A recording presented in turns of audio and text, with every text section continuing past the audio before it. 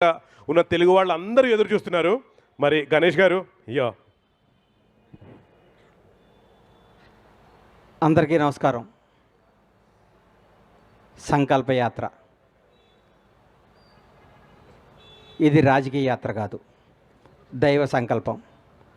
దేవుడుకు మొక్కుకున్న మొక్కు, దేవుడు నాకు ఇచ్చిన నా కోరికను తీర్చినందుకు ఆయన మొక్కును రుణం తీర్చుకోవటమే. దయచేసి ఇది రాజకీయ యాత్ర కాదు, ఏ రాజకీయ పార్టీలకు సంబంధం లేదు.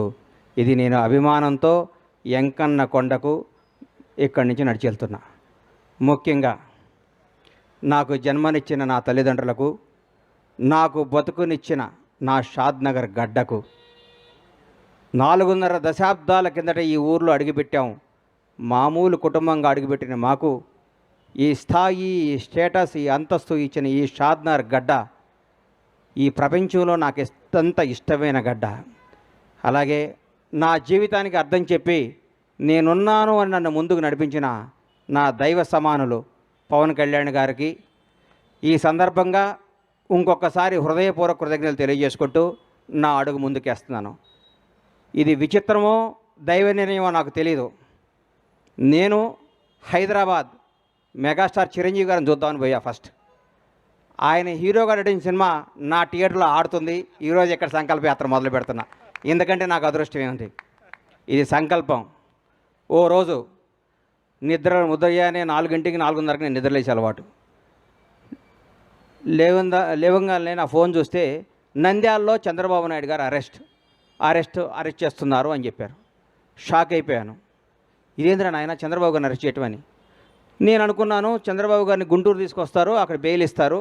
బెయిల్ ఇచ్చినాక ఒక నాయకుడు 15 ఏళ్ల పాటు ముఖ్యమంత్రిగా చేసిన మహోన్నత వ్యక్తి, 40 ఏళ్ల సుదీర్ఘ రాజకీయ జీవితం కలిగిన వ్యక్తి, ప్రపంచవ్యాప్తంగా తెలుగు వాడికి గుర్తింపు తీసుకున్న మహోన్నత శక్తి, ఆయనకి ఎందుకు జరుగుద్దులే అనుకున్నాను. సాయంత్రం వరకు ఆ నిద్రాహారాలు మాని చూస్తూ ఉన్నాను, ఎప్పుడు వస్తుందా అని. రాంగాలే ఆయన జైలుకి పంపిస్తున్నామన్నారు.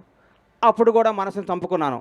రాజమండ్రి జైల్లోకి వెళ్ళే లోపు డెఫినెట్గా సార్కి బెయిల్ వస్తుంది, ఏం కాదు, ఇది కూడా ఆయనకి కూడా తెలుగు ప్రజలకు తెలుస్తుందిలే, ఇది నిజమేంటో అబద్ధమేంటో అనుకుంటూ ఉండగానే లోపలికి వెళ్ళారు. 1వ రోజు, 2వ రోజు, 3వ రోజు, 4వ రోజు, అలా రోజులు గడుస్తున్నాయి. సార్ బయటికి రావట్లేదు. లోపల ఏం చేస్తున్నారని చిన్న టెన్షన్, చిన్న భయం స్టార్ట్ అయింది. ప్రతిరోజు, ప్రతి క్షణం ఈయన ఎప్పుడు బయటకు వస్తాడా అంటూ ఉండేవాళ్ళు. ప్రతిరోజు నేను అందరితో మాట్లాడుతూ ఉంటే నేను ప్రతిరోజు వాయిదా ఉన్నప్పుడల్లా సుప్రీంకోర్టుకి వెళ్ళటం జరిగేది. ఎందుకు? అందరికంటే ఆ తీపి వార్త, ఆ మంచి వార్త, సార్కి బెయిల్ వచ్చింది అన్న మాట నేనే వినాలి ఫస్ట్ అన్న స్వార్థంతో ప్రతిరోజు ఢిల్లీ వెళ్ళి కూర్చుంటూ ఉండేవాడిని. ఢిల్లీ వెళ్ళి కూర్చుంటే ఒకరోజు కంపల్సరీ ఈయనకి బెయిల్ వస్తుంది, అందరూ హ్యాపీగా ఉండండి అందరూ అనుకోవటం జరిగింది. మాట్లాడుకున్నాం. ఆ రోజు మా శివాజీకి చెప్పాను, శివయ్య ఈసారి సార్కి బెయిల్ వచ్చేస్తుంది, ఇంకా హ్యాపీ, ఇంకా ఏం కాదంటే మానాడు అన్న రోజు మా వాడు నీది యథార్థవాదే లోక విరోధి, వాడు యథార్థాలు మాట్లాడతాడు కాబట్టి మా తమ్ముడు ఎప్పుడు లోకానికి విరోధి అవుతుంటాడు.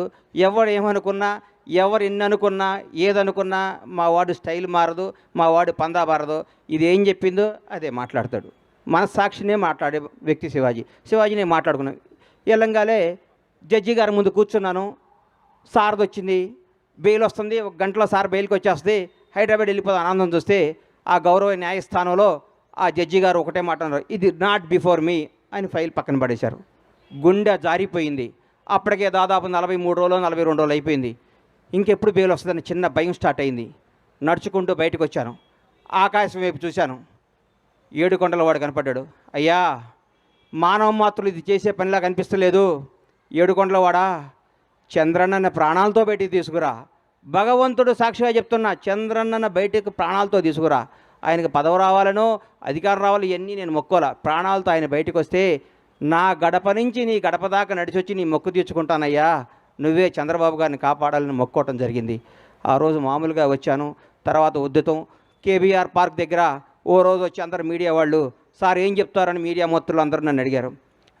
కేబీఆర్ పార్కుల్లోనో, ఔటర్ రింగ్ రోడ్లోనో, ఆస్ట్రేలియాలోనో, జపాన్లోనో, జర్మనీలోనో చంద్రబాబు జై అంటే కాదయ్యా, మీ ఊరు వెళ్ళండి, మీ స్వస్థలాలకు వెళ్ళండి, మీ ఊరు బొడ్రాయి దగ్గర కూర్చోండి, చంద్రన్న గురించి మాట్లాడండి. కరోనా వస్తే 2 సంవత్సరాలు ఇంట్లో కూర్చోలేదా? నెల రోజుల పాటు మనకి బతుకునిచ్చిన చంద్రబాబు నాయుడు గారి కోసం మనం నెల రోజులు కష్టపడలేమని ఉద్యమాన్ని తెలరేపితే సోదరిమణులు ఆ రోజు ఐటీ పీపుల్స్ అందరూ మన తేజస్విని కానీ ఆ టీం అందరూ కానీ మా శివాజీ కానీ మేమందరం ఒక టీంగా వచ్చి గచ్చిబౌలిలో ఆ రోజు అద్భుతమైన జరిగి భగవంతుడి దయ వల్ల ఏడుకొండల వాని ఆశీస్సుల వల్ల దైవ సంకల్పంతో 52వ రోజు మహానేత తెలుగు జాతి గర్వించదగ్గ తెలుగు బిడ్డ నారా చంద్రబాబు నాయుడు గారు బయటకు వస్తుంటే నాలో టెన్షన్, ఏ విధంలో ఉన్నారో లోపల ఎట్లున్నారో 52 రోజుల పాటు ఎలా కుంగిపోయి ఉన్నారని బయటకు వస్తుంటే జూలు పడిచిన సింహంలాగా, తెలుగువాడి గర్వంలాగా, తెలుగువాడు తేజస్సులాగా ఎస్ నేనున్నా, ఈ జైళ్ళు ఈ వ్యక్తులు ఈ కుతంత్రాలను నేను చేయలేవు, తెలుగు ప్రజల కోసం నేనున్నాని అని అడిగేస్తుంటే ఆ ఉత్సాహంతో ఉర్రెక్కింది. ఆ రోజు నుంచి చంద్రన్న నీలాంటి వాడు తెలుగు జాతికి కావాలి కదా మొక్కొని ఆ మొక్కు తీరటానికి అడిగేస్తున్నాను. ఇది రాజకీయ యాత్ర కాదు, ఇది దయచేసి రాజకీయంగా కానీ కాంట్రవర్సీగా చూడొద్దని చేతులెత్తి నమస్కరిస్తూ మీకు తెలియజేసుకుంటూ ఈ యాత్ర విజయవంతం కావాలని, ఈ యాత్ర ద్వారా ఏడుకొండలవాడు ఆశీస్సులు పొందాలని, నాతో పాటు నా అడుగు ప్రతి చంద్రబాబు అభిమాని అడుగుది, ప్రతి తెలుగువాడి అభిమానం అడిగిది. ఈ అడుగు నాది కాదు, ఈ కోట్ల మంది తెలుగు ప్రజలు అడిగిది. జై చంద్రబాబు. ఈ అవకాశం ఇచ్చిన ఏడుకొండల స్వామికి, నాకు సహకరించిన నా షాద్నగర్ ప్రజలందరికీ హృదయపూర్వక ధన్యవాదాలు తెలియజేసుకుంటూ మీ సహాయ సహకారాలు, మీ అభిమానం, మీ ఆశీస్సులు ఉండాలని కోరుకుంటూ సెలవు తీసుకుంటున్నాను. Thank you.